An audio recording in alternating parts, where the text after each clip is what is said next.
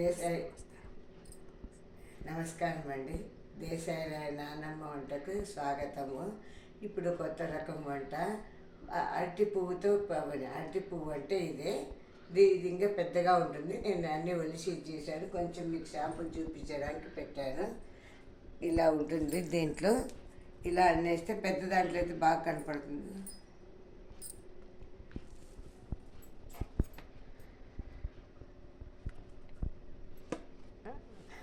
ఇగో ఇది ఇలా తీసేయాలన్నమాట. దీంట్లో ఇలాంటిది వస్తుంది. ఇది ఇలా తీసేయాలన్నమాట. అన్ని దాంట్లకు ఇలా తీసేస్తూ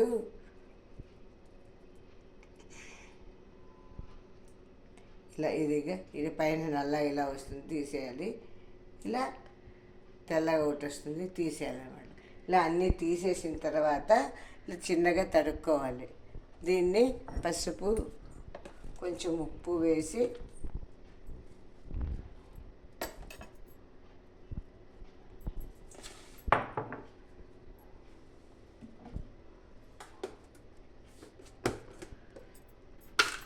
పట్టదు కాబట్టి కొంచెం కొంచెం వేస్తున్నానండి. కొంచెం పసుపు, ఉప్పు అంటే పడాలంటే పడాలి.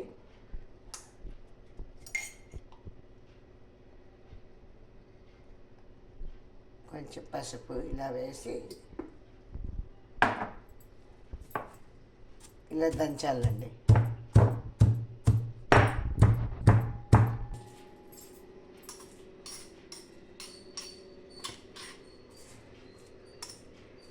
ఇలా అనుకుంటూ ఇలా దంచాలండి.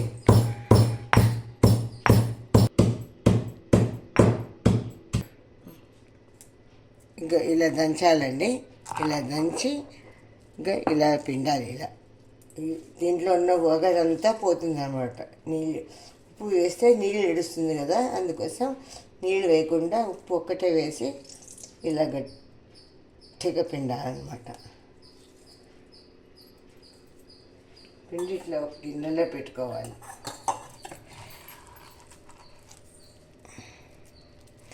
మొత్తం అలాగే దంచుకోవాలండి.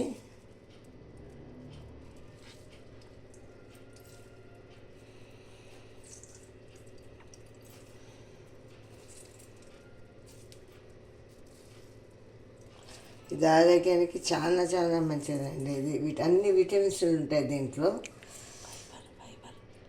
చపాతీకి, రొట్టెకు, అన్నానికి, అన్ని దాంట్లకు చాలా బాగుంటుంది. అంతేగా చెప్పాలి.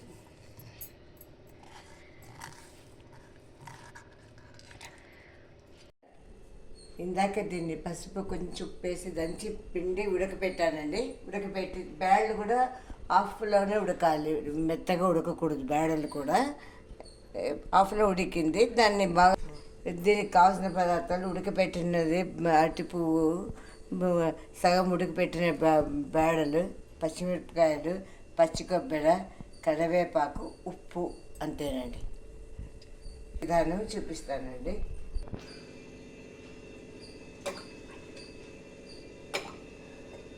ఇప్పుడు నూనె వేసాను.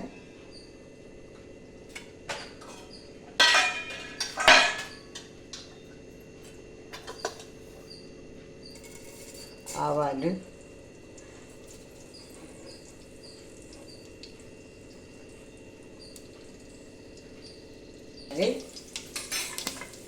జీలకర్ర వేసినాక పచ్చిమిర్చిలు వేయాలి.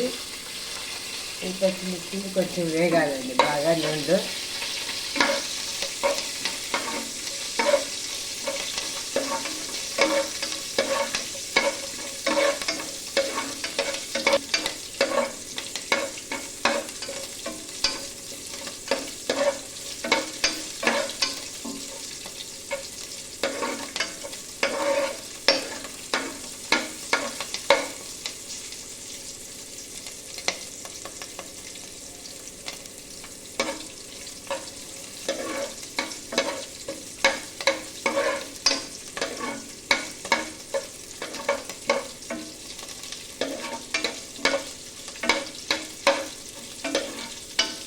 అరటి పువ్వు మనం ఉప్పు పసుపు వేసి దంచి పిండి పెట్టుకొని 2 విజిల్ ఇప్పించినాను. కుక్కర్లో నీళ్ళు వేసి గిన్నెలో ఇది పెట్టి ఆవిరి ఉడికిచ్చి రెండు విజిల్ ఇప్పించి చల్లగా అయినాక బాగా గట్టిగా పిండి పెట్టుకున్నాను. దీన్ని ఇప్పుడు దీంట్లోకి వేసేస్తున్నాను. దీని జతకు కందిపప్పు ఉడికిపెట్టిన కందిపప్పు వేసేస్తున్నాను.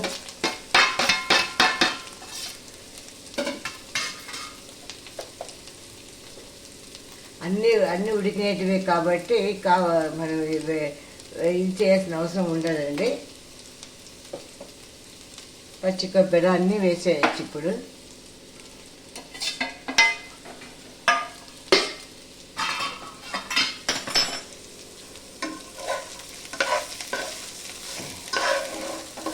దీన్ని ఇలా వేస్తూ ఉండాలి, బాగా వేడయ్యేంత వరకు. కూర అయిపోయిందండి. ఇది ఇలా వేస్తూ ఉంటే కూర అయిపోయినట్టు.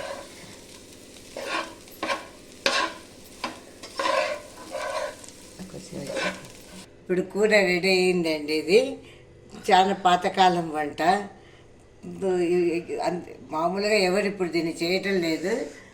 ఫైబర్ ఇది మనం పిల్లలకి ఆరోగ్యానికి చాలా మంచిది. ఏవో మందులు ఇప్పించాక ఇటువంటి ఆహార పదార్థాలు ఇటువంటి చేసి పెడుతుంటే దీంట్లో ఫైబర్ కంటెంట్ ఎక్కువ ఉంటుంది. పిల్లల కోసమే, ముఖ్యంగా పిల్లల కోసమే చేయాలి దీన్ని. చపాతీకి రొట్టెకి అన్ని దానిలో బాగుంటుంది. కాకపోతే ఇది చేసే విధానం కొంచెం కష్టంగా ఉంటుంది. కష్టమైనా ఇష్టంగా చేస్తే పిల్లల కోసము చాలా బాగా తింటారు.